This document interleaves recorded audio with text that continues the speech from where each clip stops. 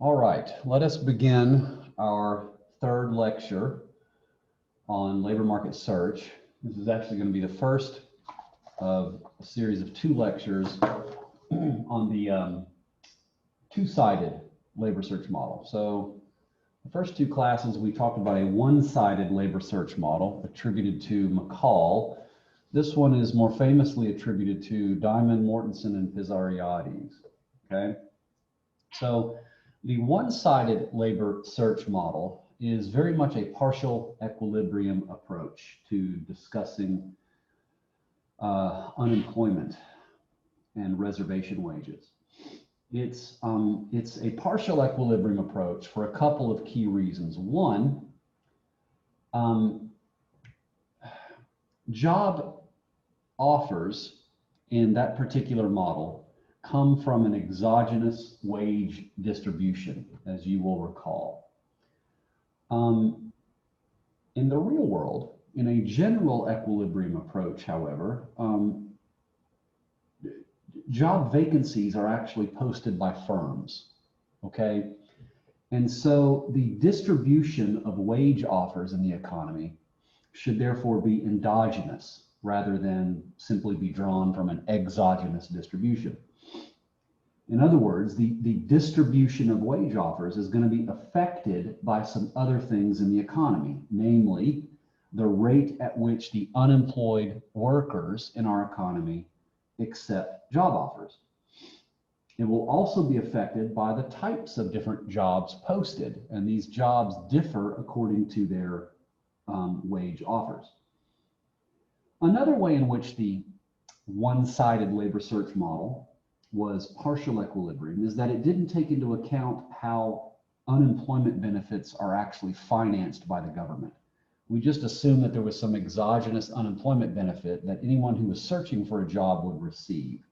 If you want to take a true general equilibrium approach to a model of unemployment, you need to account for how unemployment benefits are actually financed. And they're typically financed by imposing taxes on employed workers and firms that have been matched to workers as well. The framework that we're going to develop in the last two lectures here will allow for a more proper analysis then of how UI benefits, unemployment benefits, can affect equilibrium unemployment flows. So I would say the broad goal here is to try to develop a general equilibrium rather than a partial equilibrium search model of unemployment. Wages in this general equilibrium model will therefore be determined endogenously through a bargaining outcome between firms and searching workers. It will also help us develop a model that is more serious about addressing the effects of macroeconomic policy and labor market policy as well. So let me then start talking about some of the basic properties or the setup of this particular model. And what I want to do is spend a few minutes talking about preferences and technologies.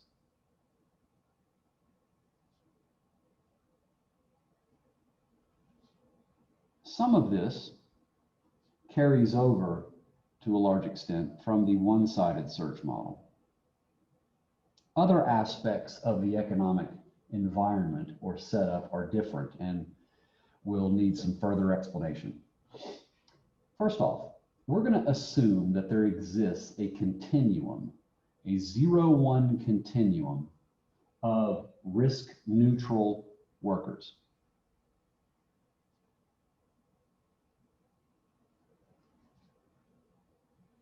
Those workers have preferences given by the following.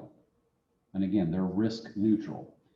The conditional expectation of the sum of discounted period utilities, where the discount rate is given by, or the discount factor, I should say, is given by 1 divided by 1 plus R, where R is going to denote the discount rate, more on that in a minute, times consumption. And so again, utility every period is just linear in consumption. to model the fact that workers here are risk neutral rather than risk averse.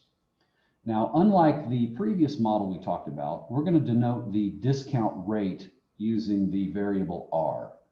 This is the standard representation of the discount rate in this particular literature. And it's typically denoted R because the discount rate will also correspond to the equilibrium real interest rate. But R is the same as rho in our previous model. Once again, you'll notice that there is no disutility from supplying labor or for engaging in search effort. Again, we are going to assume here that workers are risk neutral because we're not really interested in modeling the effects of consumption smoothing over time using risk averse preferences, right? We're not, although this could be built into a growth model, we're not really interested in discussing the growth process in this model, but rather the process that determines labor market flows. So we'll focus just on risk neutrality. There also exists an infinite mass of firms. We don't have to necessarily impose that it is a 0-1 mass of firms, but there's some continuum mass of firms in our economy that have preferences given by the following. So here, firms have distinct preferences given by the conditional expectation of the infinite discounted sum, where the discount rate is the same as the rate at which workers discount future consumption. And firms' kind of period utility function is going to be their own profits, which I'll denote pi t, so that's their revenue minus their costs, minus xt, which is the disutility that firms experience from having to post a vacancy. All right, so again, let me be clear about this.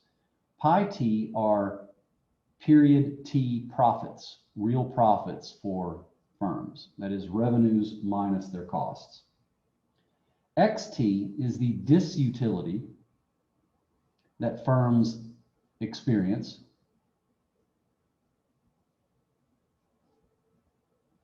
when they have to post a vacancy.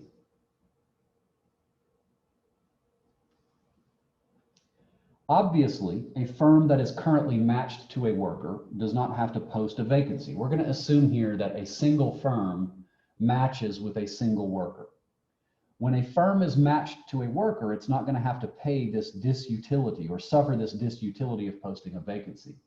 In the periods in which a firm is trying to find a suitable employee, however, there is going to be a vacancy posting cost that I'll talk about in just a minute, and that's going to reduce their utility linearly in this way. So their utility every period is just their profits minus whatever cost of posting a vacancy that they incur.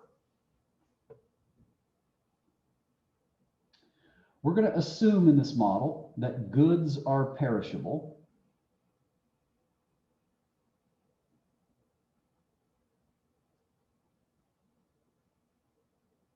So goods cannot be stored and consumed at a later time.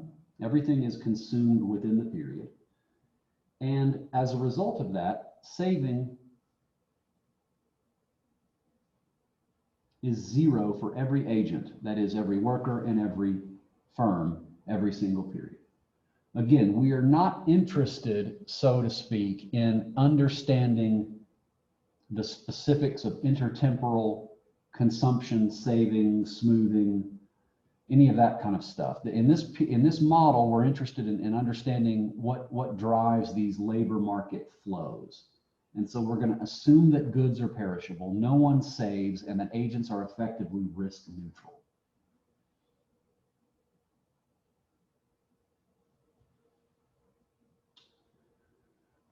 I'm going to define the variable ut as the mass of workers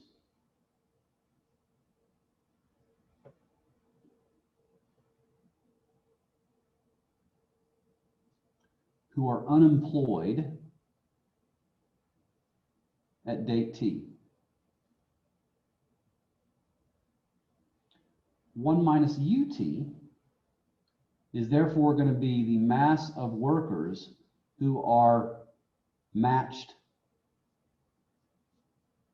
with a firm and therefore working and producing output at date t. So there's this 1 minus n continuum of workers.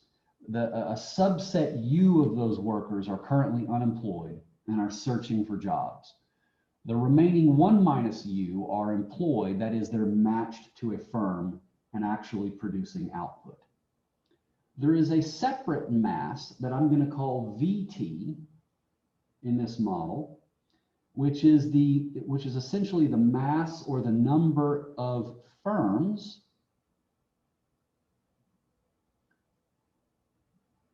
who are posting vacancies at date t. So UT is the mass of unemployed workers. 1 minus U is the number of matched employed workers, and V corresponds to the mass or the number of firms who are engaged in posting vacancies. And so these are the unmatched firms. Okay, here is the one of the critical features of the two-sided general equilibrium search model, okay? And that is the mechanism by which workers and firms become matched to one another and begin productive matches in any given period, all right? In each period, we're going to assume that some mass of workers and firms come together, they match and form a labor market agreement, okay? The number of matched worker firms in any given period is going to be denoted by the variable MT, and it's going to be determined according to what is typically referred to as a matching function, which I'll call M of UT VT. In other words, the number of matches that occur in any given period t is determined by this matching function, where the matching function accepts as its arguments the number of workers who are unemployed and searching, and the number of firms who are unmatched and also searching for employees. Now, we need to specify some properties of this matching function because it will be a critical component of this model, okay? First off, we're going to assume that M is continuous and differentiable in both of its arguments, okay? So the matching function is continuous and differentiable in both the number of unemployed workers and the number of firms that are looking for workers.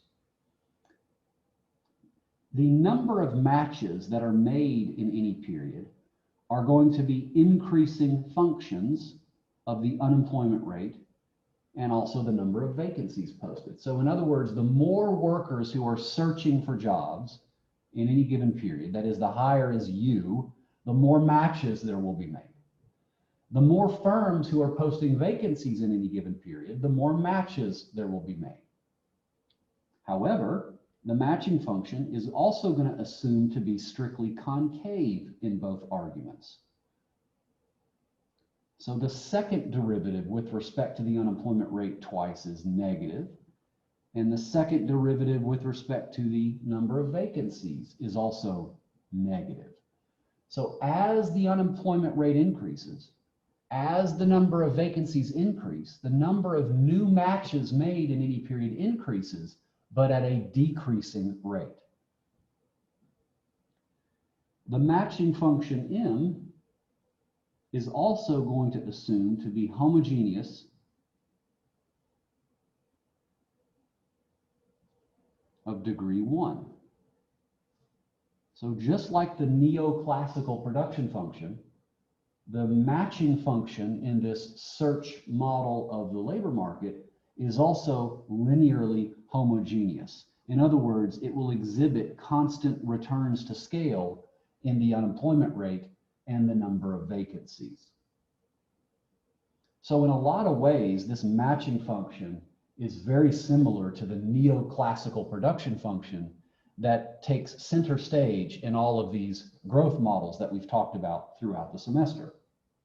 One last assumption that I want to make, to be clear, is that workers and firms are both essential inputs into the production of new matches, meaning that if the number of unemployed workers is 0, or alternatively, if the number of firms who are posting vacancies is 0, no matches will be made.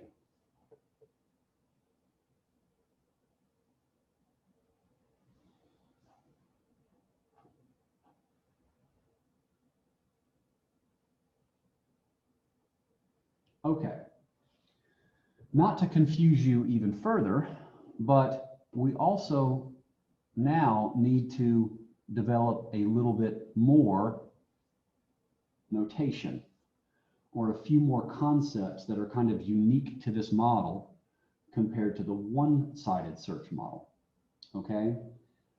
One of those concepts is what I'm going to call, or what is commonly referred to as, the job finding rate. This is the rate at which unemployed workers actually get matched to firms, or that find firms. What's that job finding rate going to be equal to? Well, it should be equal to the number of matches that are actually made in any given period divided by the total number of unemployed workers. This is going to tell you essentially the probability or the likelihood that any given unemployed worker will be matched to a firm in any given particular period. Now, what is that job finding rate equal to? Well, it should be the number of matches, which is given by the matching function, mu, comma, v, divided by the number of unemployed workers.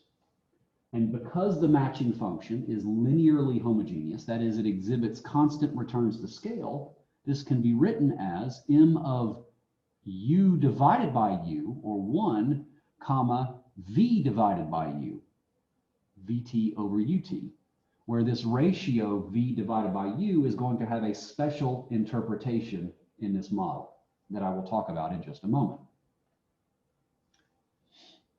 The other key probability that we will draw on in this model is what I refer to as the job filling rate, or sometimes it's referred to as the vacancy filling rate. In other words, it's the rate or the probability at which a firm is able to be matched with a worker. So it would be equal to the number of matches in any given period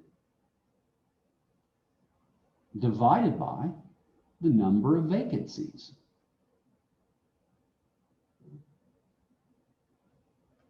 This is the rate, or tells us what the likelihood then that any given firm who posts a vacancy will actually be matched with a worker. The number of matches divided by the number of vacancies, of course, is just the matching function divided by VT. And again, because the matching function exhibits constant returns to scale, or is linearly homogeneous, this can be written as m of ut vt, comma, 1.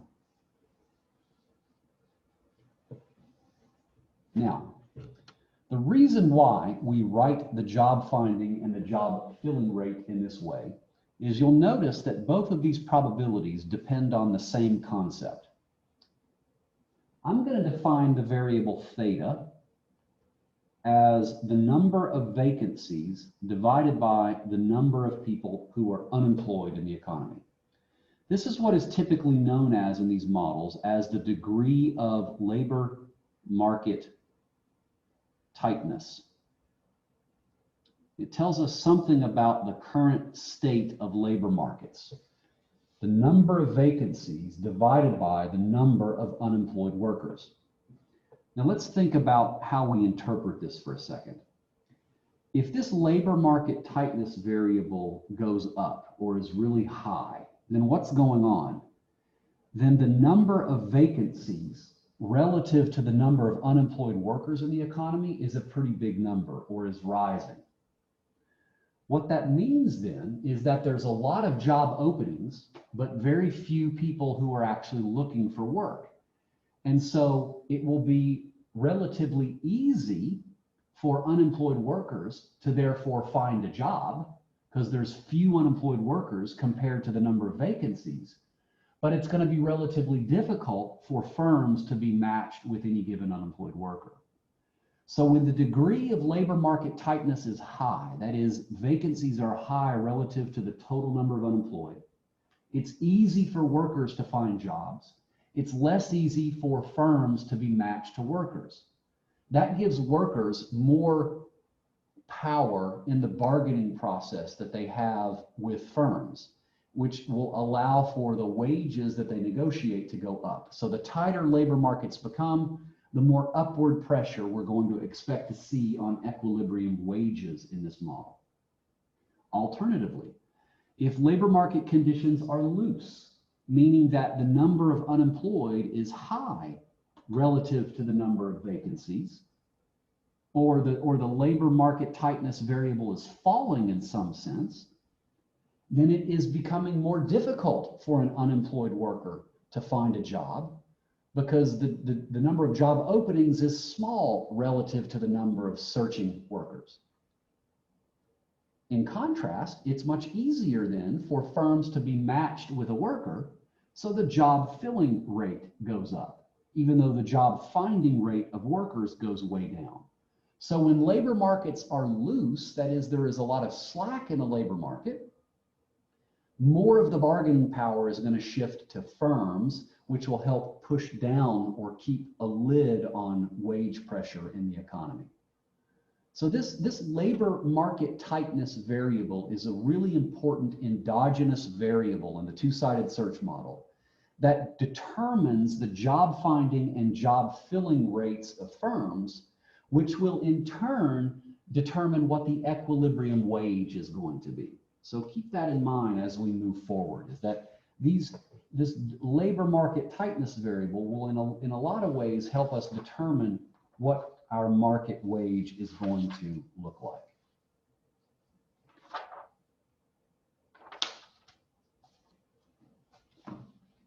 Now let me also just make a couple of final points about the job finding and job filling rate as the degree of labor market tightness becomes really high or really small, okay? If, let's say that labor markets become really loose, extremely loose, where theta goes to 0, meaning that the number of vacancies is tiny relative to the number of unemployed, then what happens is that the job filling rate is going to go to 1, right? It becomes super easy for firms that are posting vacancies to be matched to a worker. And so M of U over V, which is the same as theta inverse, comma 1, is going to be equal to 1. So the likelihood then that a firm fills a vacancy goes to 1 as labor markets become, in some sense, infinitely loose. At the same time, if labor markets become infinitely tight, meaning that there's a huge number of vacancies relative to the number of unemployed searching workers, then the job finding rate of workers is going to go to 1. With probability 1, an unemployed worker will be able to find a job in any given period. And that job finding rate is M of 1 comma V divided by U, which is just theta. So the job finding rate is M of 1 theta, where theta is the degree of labor market tightness. The job filling rate is M of theta inverse comma 1.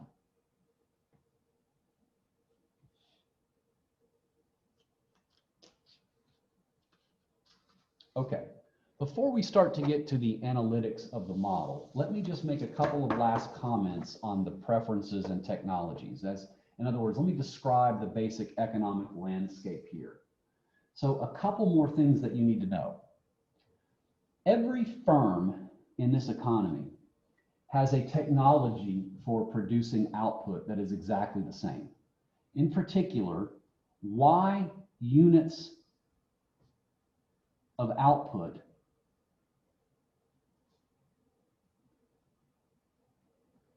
can be produced per unit of labor. A worker who supplies 1 unit of labor to a firm is going to help that firm produce exactly Y units of output in any given period T. Okay? The firm does not produces 0 units of output if any other amount of labor is provided. So if anything less than a unit of labor is provided by a matched worker, the firm produces no output at all. Okay? And so all firms that are matched to a worker produce Y units of output in any given period. This is going to be exogenous to the model, and we can kind of interpret it as the production technology. So once we describe the full general equilibrium of the model, we can then think about how an improvement in productivity or an improvement in technology, that is an exogenous increase in Y, affects these other labor market variables endogenously. Each worker in this economy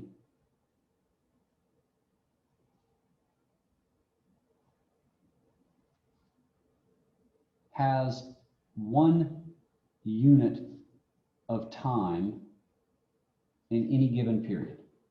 They either supply that full unit of time to the workforce, or they supply that 1 unit to labor search. When a firm and a worker meet and they agree to negotiate over a wage and they sign a contract for a wage, they're going to jointly produce Y units of output every period for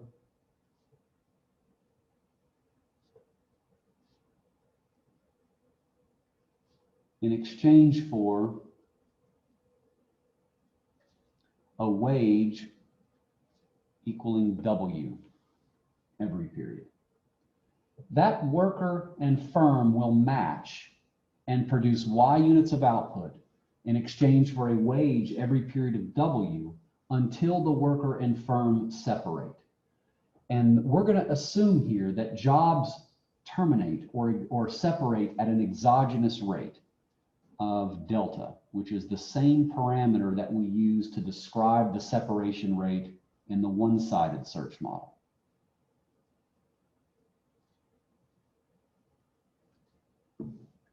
So just because you get hired and you agree to a match with a wage with a firm does not mean you're going to have that job forever. At some point you will be separated, and in any given period that separation occurs with an exogenous probability of delta. When a worker is unemployed, they're going to receive an unemployment benefit B.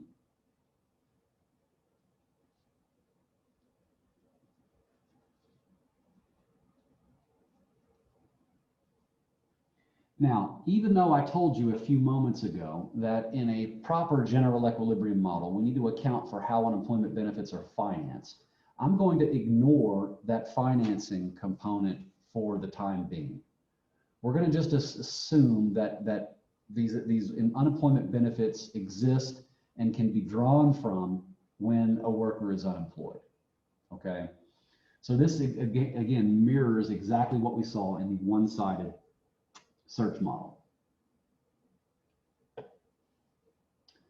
Finally, any firm that is not matched with a worker who chooses to post a vacancy in any given period, that's how they actually search for workers, has to pay a vacancy posting cost. And from that cost, they experience this disutility XT that I described on the previous piece of paper. The vacancy posting cost is going to be described by this parameter kappa. So this is the cost of posting a vacancy, or it's the disutility that firms experience when they try to search for workers in any given period.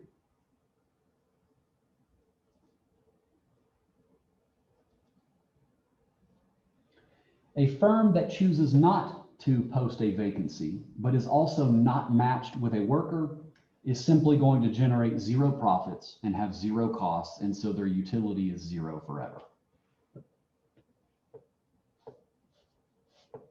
And that describes the full kind of economic environment or basic setup of the model. So let me now move on to a discussion of the actual bargaining process that goes on between a matched worker and a firm. Now, as I indicated in earlier classes this semester, the equilibrium concept that we're going to adopt in trying to explain how wages are negotiated or bargained between worker and firm is with a Nash equilibrium, as opposed to a Walrasian equilibrium that we're familiar with from our neoclassical growth models. Okay? Let me now spend some time talking about or describing this Nash bargaining setup. First off, we are going to confine attention in this model to a steady state equilibrium. Again, this is just a simplification. We could also consider a model that looks at the transition dynamics, or we could incorporate these features into a business cycle model. It doesn't change the basic results of the analysis. And so what we're going to do is just concentrate on the steady state equilibrium, where the unemployment rate is some fixed amount, let's say U, and the number of vacancies in the economy are fixed at some amount, let's say V, for all T. Now, when a worker and a firm meet according to this matching function that we described earlier, they are going to negotiate over a real wage W, which is the payment that will be made to a worker in each period up until that worker and firm exogenously separate. All right. So what we are going to need to do here to describe this Nash bargaining process is we're going to have to describe the Bellman equations, or the value functions, for all the different types of heterogeneous agents we have in this economy. There are 4 different types. We have not only workers who are matched with a firm at some wage W, but we also have unemployed workers who are trying to search for a job. Their value functions differ. We also have firms that are matched with workers. They have a value function, but we also have firms that are posting vacancies that are unmatched. We need to describe the Bellman equations for each of those agents in order to characterize the full general equilibrium of this model. Let me define some notation here that we're going to use in these Bellman equations. Let me define capital W as a function of the real wage W. This is the value function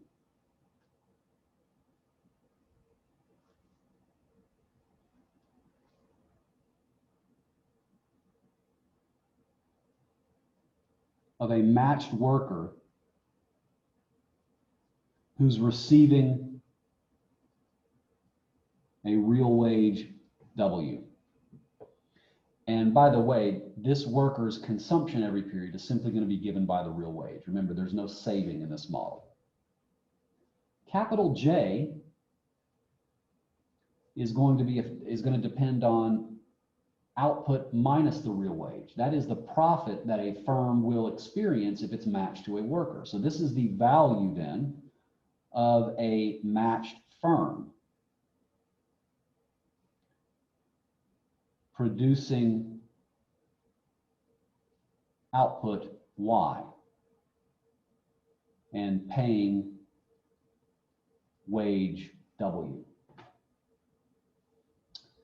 Capital U, not to be confused with lowercase u, so be careful here, is the value of an unmatched worker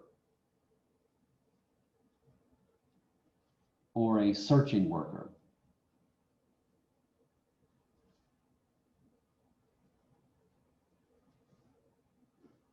capital V, not to be confused with lowercase v, is the value of an unmatched or a searching firm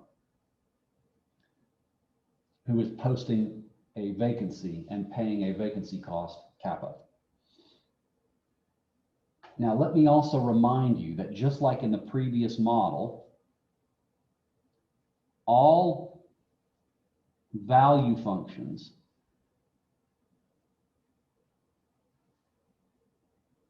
are in terms of end of period values, right? So the value function, or the Bellman equation, the first term in the Bellman equation is going to be the discounted value of either your consumption from your wage or your unemployment benefit in the next period if you are a worker, or from your profit or your disutility of posting a vacancy if you are a firm. It's the discounted value. That is, it's the value function in terms of the end of the previous period. So this setup will then be symmetric to what we saw in the one-sided search model, to keep everything as clean and comparable as possible. Now, one thing that we have to account for here, when a worker and a firm come to negotiate over a wage, is that whatever wage is agreed upon, that wage has to be what's called individually rational,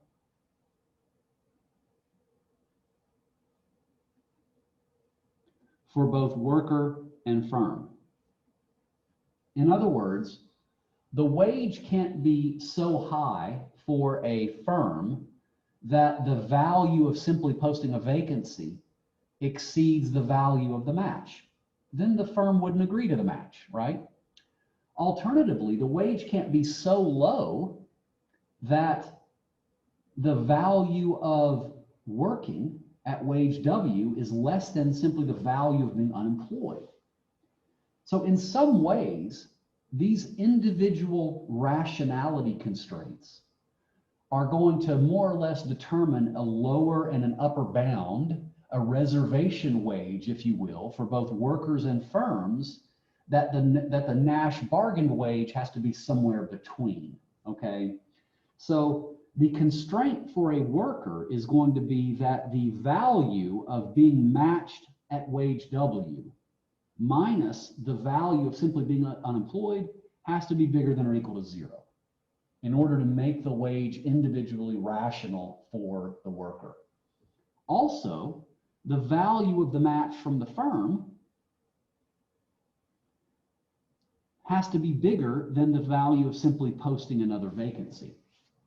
So these individual rationality constraints basically will determine kind of an upper and a lower bound for what the wages are going to be. And the equilibrium wage is going to be some bargained wage between these reservation wages. The lower bound, a reservation wage for the worker, and the upper bound is more or less the reservation wage that a firm would offer. Anything higher than that, and a firm would simply want to post a vacancy, okay? In this particular model, we are going to assume that workers and firms are going to negotiate or pick a wage somewhere between this lower and upper reservation wage that in some sense splits the joint surplus that is enjoyed by the match. This is the surplus of the match for a worker. That is what their value from working over unemployment is. This is the surplus of the match from the perspective of the firm. That is the value of the match minus the value of posting a vacancy. And so the equilibrium wage, or the Nash bargained wage, I'm going to call it W star, we're going to simply define as the argument that maximizes over choice of W the joint surplus of the match from employment, which we're going to write as W minus U raised to the alpha times J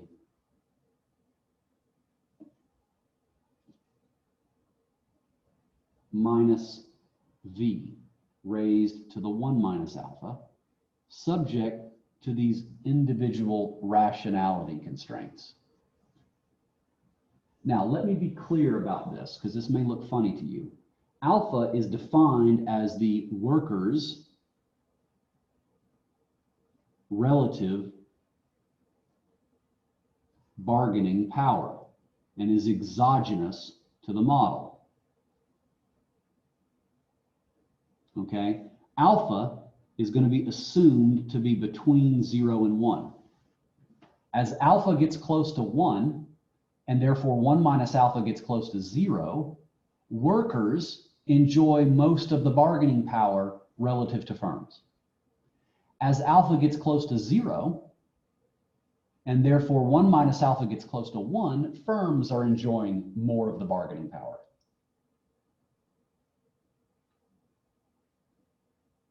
So in this sense, then, a matched worker and firm are going to negotiate one-on-one with one another in order to maximize this joint surplus from the match, where the relative bargaining power of the two agents is determined by this coefficient alpha, which is exogenous to the model.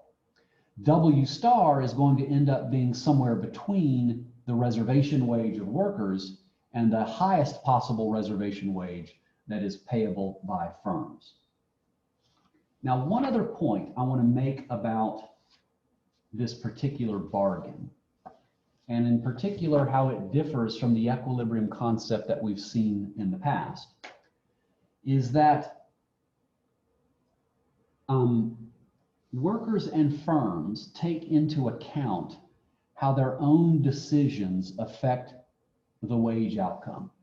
So, for example, in the neoclassical growth model, the wage or the factor payment was taken as given from the perspective of both firms and workers. And that's because both of these agents were in some sense atomistic, meaning that there were many, many firms and many workers, and that wages were simply going to be taken as given because they would be ultimately determined by market clearing conditions, that is, the balancing of supply and demand in labor markets. In this model, however, firms and workers do not take the wage as given, but instead they endogenously determine what the wage is by splitting the surplus in this particular mathematical way. So it's not a decentralized Walrasian competitive equilibrium, but rather what's known as a Nash equilibrium. In other words, when workers are thinking about how to select the wage, they take into account how their wage choice affects the payoffs of firms. It's a strategic element to this decision problem. When firms decide what to select for the wage, they're going to take into account how that wage affects the payoffs that workers receive. Again, there's this joint strategic interaction going on between workers and firms that is absent in the neoclassical growth model. One other thing I should say about this is that you'll notice that the value functions for unemployed workers and firms that are posting a vacancy are independent of the bargained wage W star. U and V will depend on the wages paid by all other firms and received by all other workers in the economy. Okay? When any single worker and firm match and are bargaining over a wage, they're going to take as given, they're going to ignore, in some sense, the effect of their decision on the wages paid and received by all other firms and workers in the economy that get built into the value functions for unemployed workers and for firms posting a vacancy. That's why these two value functions are independent of the wage that is being negotiated over in this particular one-on-one transaction.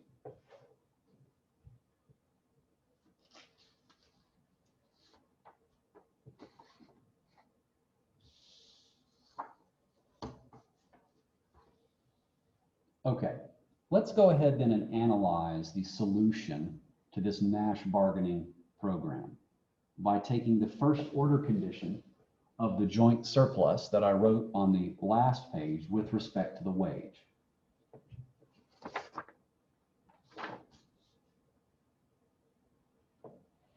If we take the first order condition of the joint surplus with respect to the wage, we're going to get alpha times W minus U raised to the alpha minus 1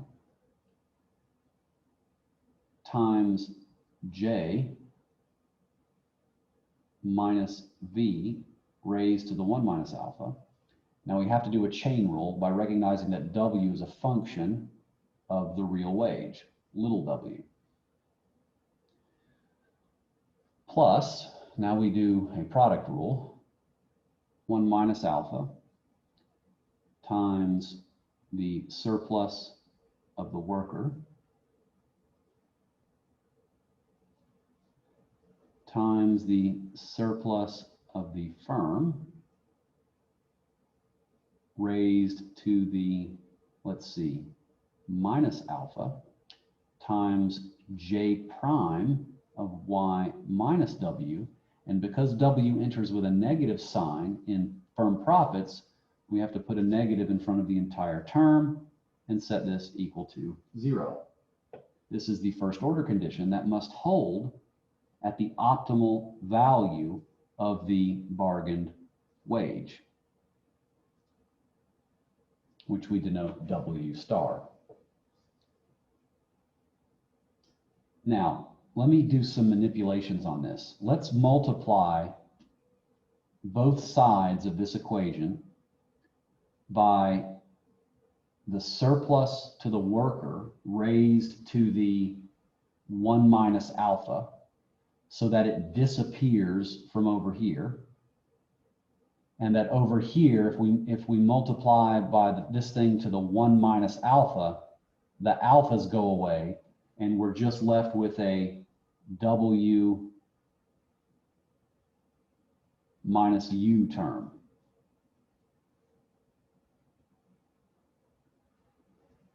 Let's also multiply the same first order condition by, let's see, J to the, the surplus of a firm raised to the positive alpha, so that this one goes away. And over here, we're just left with a J minus V raised to the 1.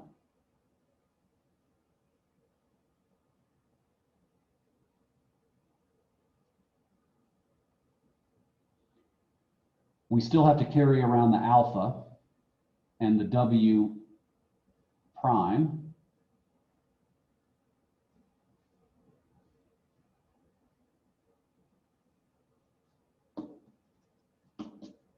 As well as the 1 minus alpha and the J prime. And so this is what the first order condition will collapse to. Alpha times the surplus for a firm times W prime should be equal to 1 minus alpha times the surplus that is received by a worker times J prime. Now, I can simplify this first order condition a bit further by recognizing the relationship between some of these derivative terms. But to do that, we actually need to write out what the Bellman equations look like, which we haven't done yet. So let's do that now. What should the Bellman equation for a matched worker read? Remember, these value functions are expressed in terms of their end of period values. So it's going to be the discounted value of the sum of the current return, which would be the wage. That's what they consume when they're matched to a firm getting paid a wage of W, plus the expected continuation return. Well, what is the expected continuation return? With probability 1 minus delta, they're going to stay connected to the firm and continue to receive lifetime utility equal to capital W. But with probability delta, they become separated, in which case their lifetime utility is given by the one corresponding to an unemployed worker, capital U.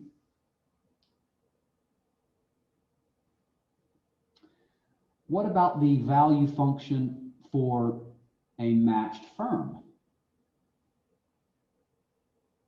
Well, that's going to be equal to 1 over 1 minus r, that's the discount factor, times the profit in the initial period, y minus w, plus the expected continuation value for a matched firm, which would be 1 minus delta times j,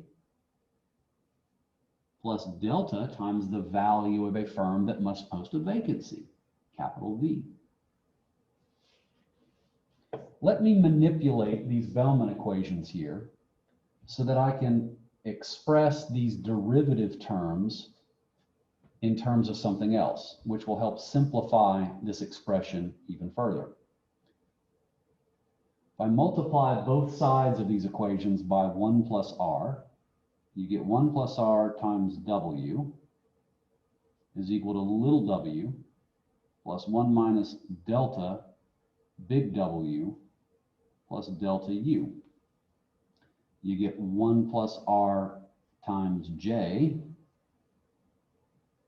is equal to y minus the wage plus 1 minus delta times j plus delta times the value of posting a vacancy. I can solve this Bellman equation for the value of having a job at wage W, and it's simply going to be equal to the real wage plus the separation rate times the value of being unemployed divided by the discount rate plus the separation rate. Similarly, the value to a firm of being matched to a worker at wage W is simply going to be equal to profits, that is y minus W, plus the separation rate times the value of posting a vacancy divided by r plus the separation rate. This implies that the derivative of the value function for a matched worker is simply equal to 1 over r plus delta. And the derivative of a matched firm with respect to period profits is similarly equal to 1 over r plus delta. Well, these two things are exactly equal to one another, right? So if I go back up to my first order condition, I recognize that W prime and J prime are the same. And so I can divide through by both of those, and I can express the first order condition then as alpha times the surplus received by the matched firm should be equal to 1 minus alpha times the surplus received by a matched worker. This shows exactly then how the joint surplus is going to be split between worker and firm in the Nash bargaining process. And I think it's very intuitive, okay? As an example, let's divide both sides by 1 minus alpha. What happens here when alpha goes to 1? If alpha goes to 1, then 1 divided by 1 minus 1 essentially goes to infinity, which means that workers are going to extract the full surplus of the match. In other words, the surplus for a worker is going to be huge relative to the surplus of the matched firm. In this case, essentially the rationality constraint of the firm is going to bind, and all of the joint surplus of the match is going to be eaten by the worker if the worker has all of the bargaining power. What happens, however, let's say if alpha goes to 0. So let's divide both sides here by alpha. Then as alpha goes to 0, 1 minus alpha over alpha essentially goes to infinity. In this case, the surplus that a firm is going to receive is going to be enormous compared to the surplus that a worker is going to receive. In other words, the rationality constraint for the matched worker will bind, and they will be basically indifferent between working and being unemployed, and the full joint surplus of the match will go to the firm.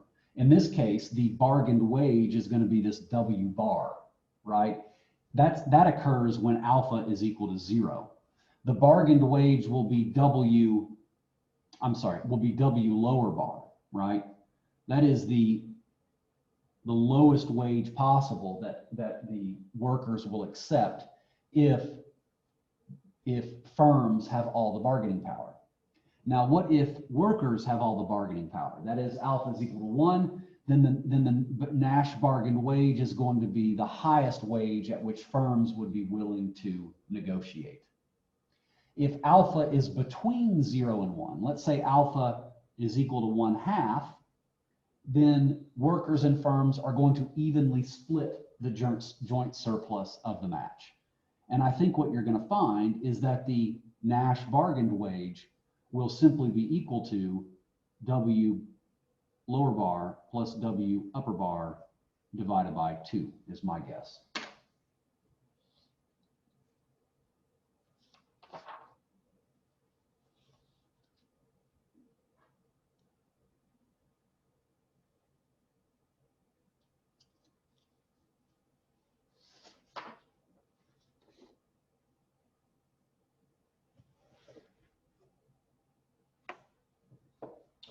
Okay, the last thing that I want to do today is characterize then the full general equilibrium of this model. In other words, I want to write down all of the equations that fully characterize all of the endogenous objects in this particular model.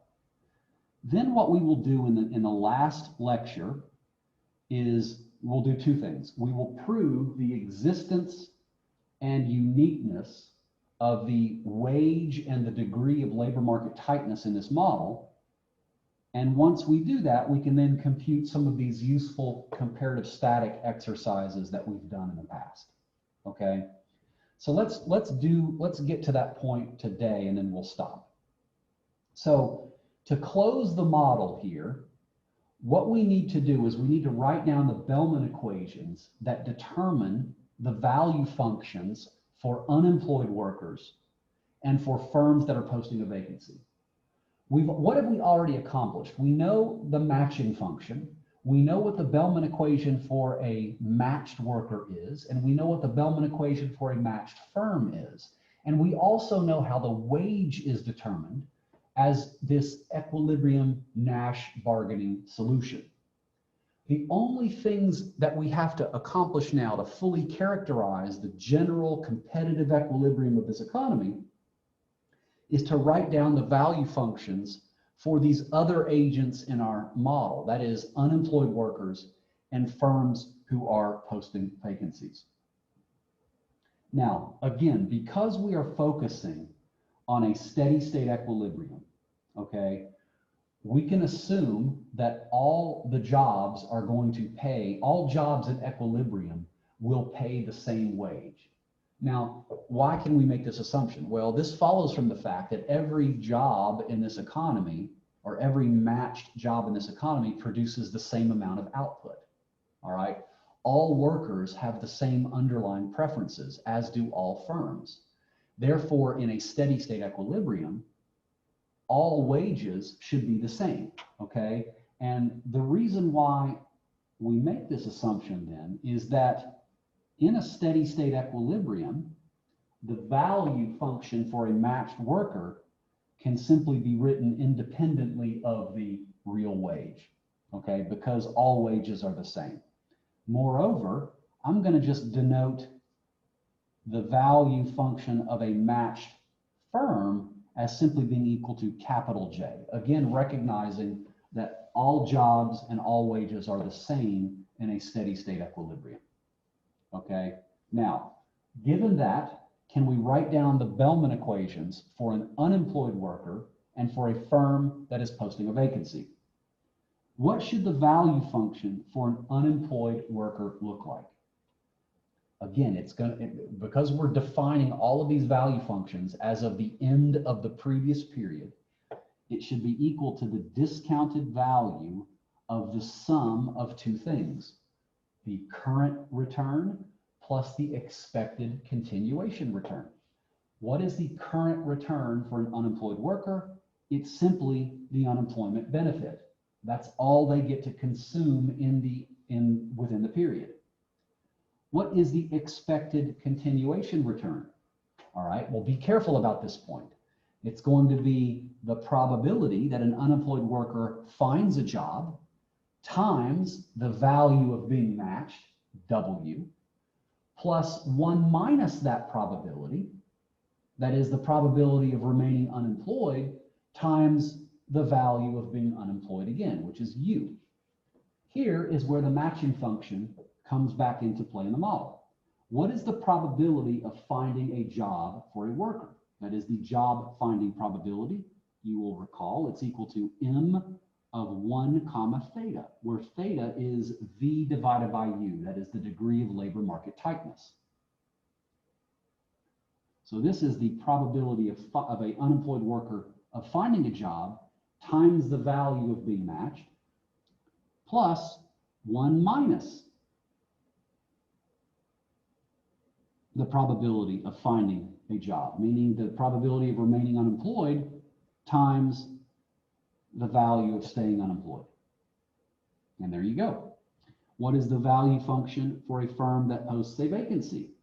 It's the discounted value of the current return, which is the minus the job posting vacancy cost, right? Remember, a firm that posts a vacancy has to pay a cost kappa every period. So the utility they experience would be minus kappa in the current period, plus the expected continuation return for a firm that posts a vacancy. Well, with probability M 1 over theta comma 1, that is the job filling rate or the vacancy filling rate, the value function for a firm that posts a vacancy is going to be J next period. That is the value of being a matched firm, plus 1 minus this vacancy filling rate.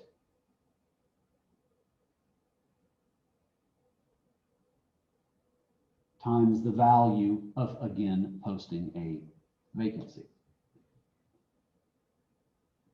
Right? So again, this is the probability of finding a job if you're a worker.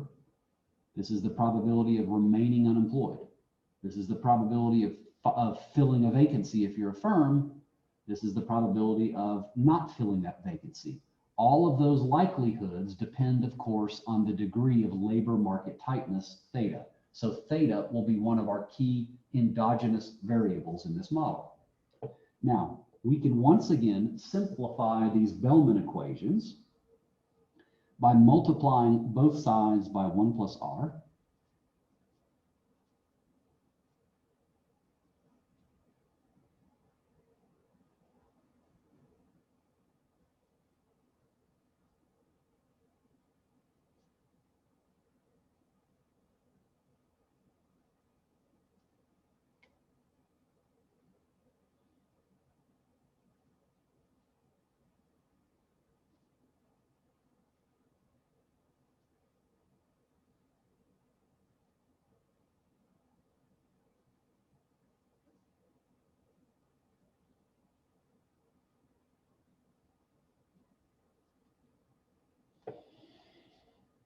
And then recognizing that some of this stuff cancels, right? And then we can solve each Bellman equation for the value function of being unemployed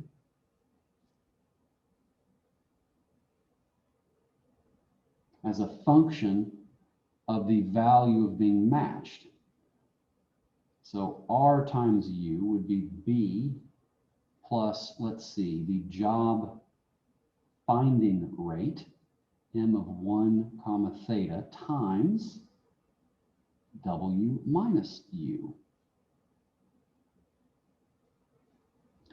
And RV would be equal to negative kappa plus the vacancy filling rate times J minus V.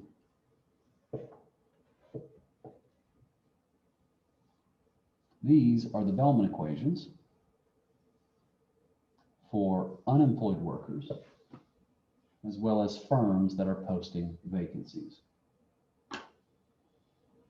Now, there is one more condition that we have to impose on the equilibrium in order to fully characterize the competitive stationary equilibrium of this model, okay?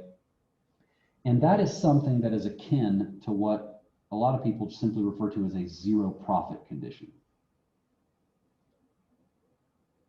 Now, in the neoclassical growth model, we did not have to impose this directly because the assumption of perfect competition means that when markets clear, all agents will be earning zero profits in equilibrium.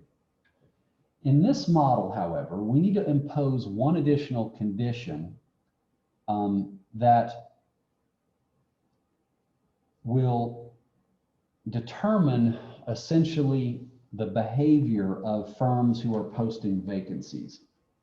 So what we want to happen in an equilibrium is that we want the value of alternative activities to basically balance one another, right? Usually that is what we see in an equilibrium, that the value of producing versus not producing is exactly the same.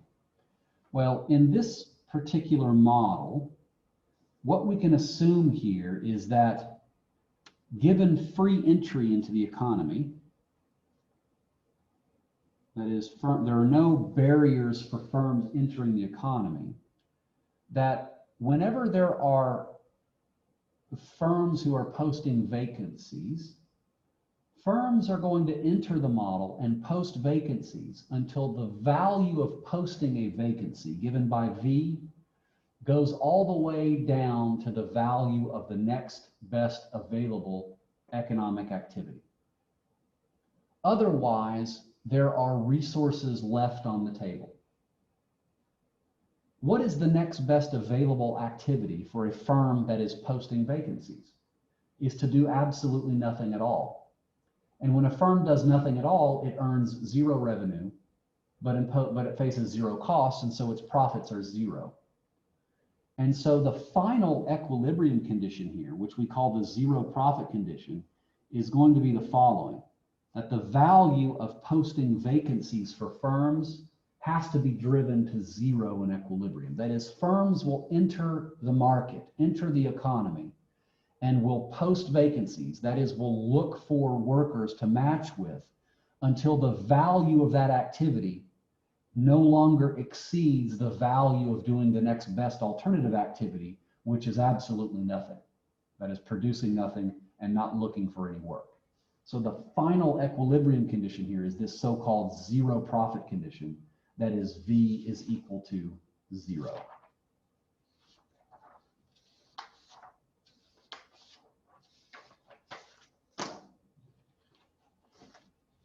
Okay. This allows me then to do a full statement of the competitive equilibrium of the model, and then I will stop today and finish the rest of it another time. So again, this is the statement of general equilibrium.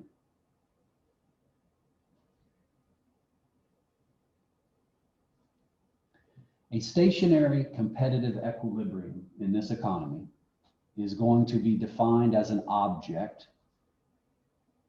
which consists of the value of a match for a worker. And again, we're talking about just the steady state equilibrium.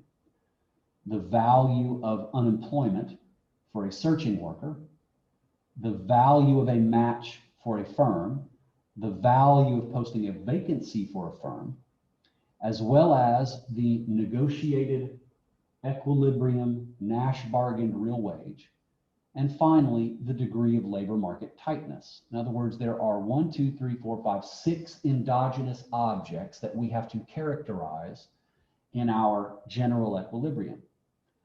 Therefore, we need 6 equations in order to identify these 6 endogenous objects. Well, we know all 6 of those, right?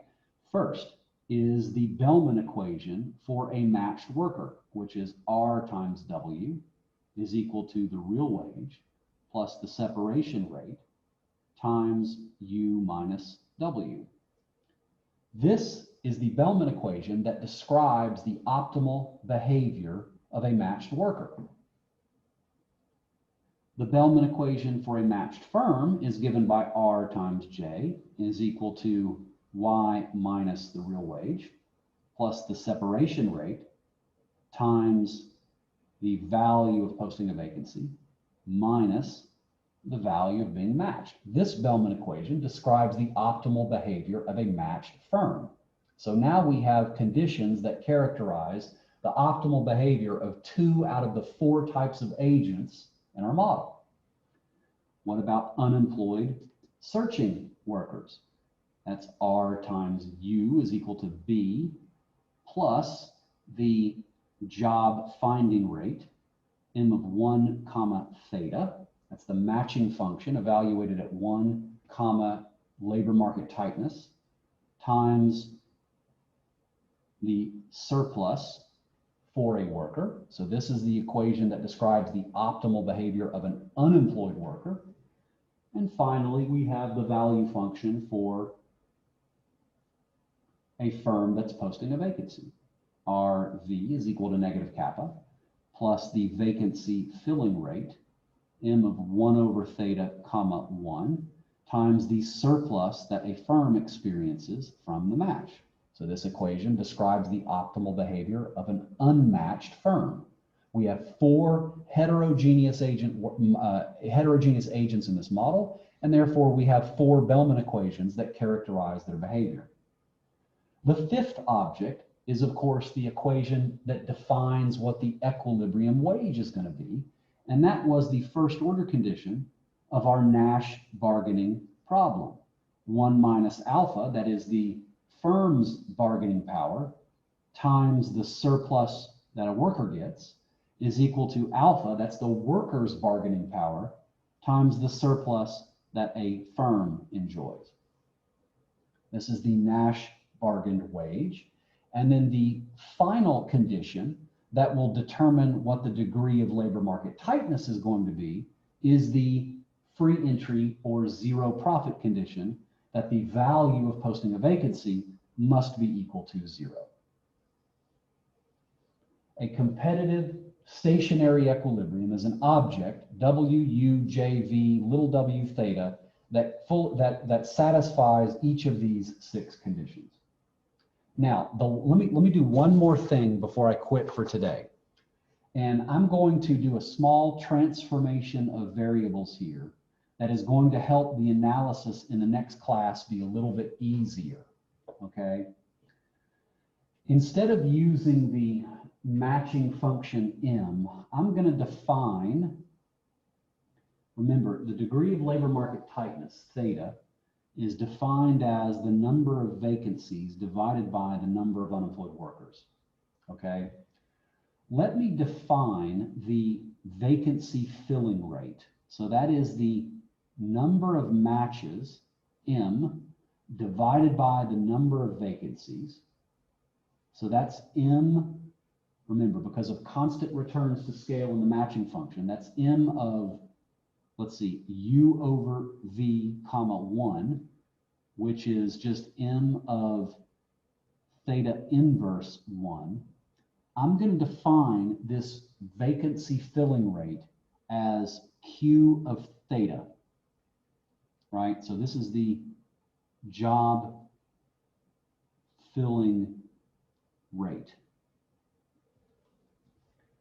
So M of theta inverse 1, I'm going to simply define as Q of theta. That's the job filling or vacancy filling rate. So up here in my general equilibrium conditions, I'm going to write this just as Q of theta.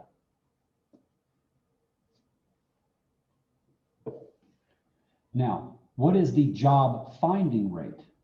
That's M of UV divided by U, which is just M of 1 comma V divided by U, which is just M of 1 theta. Now, again, M is constant returns to scale. So I can factor out a theta from M, and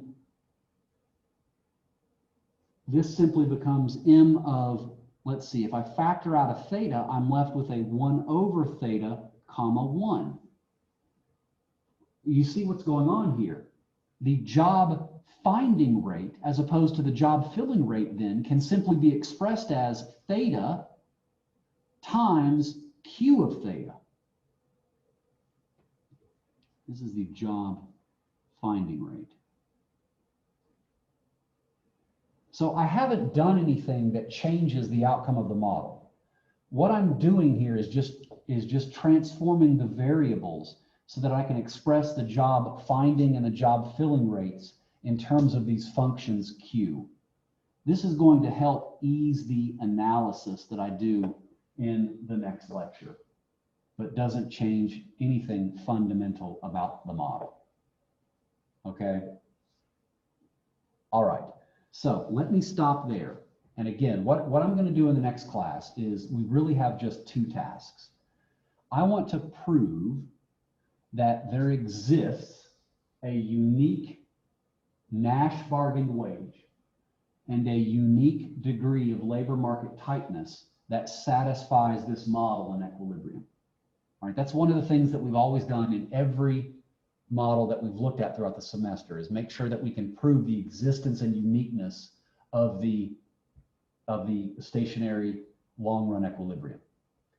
Once I prove that, and we'll do that mathematically as well as with a little graphical argument, we can then go on and analyze how exogenous changes in things like the level of productivity given by Y, or the separation rate, or the bargaining power alpha, or any other exogenous component like the discount rate or the real interest rate, that is, affect the endogenous aspects of the model. And what I'm looking for here is how these exogenous changes will affect the degree of labor market tightness and therefore the bargained wage, and how that bargained wage will then determine the amount of unemployment, little u, in the economy.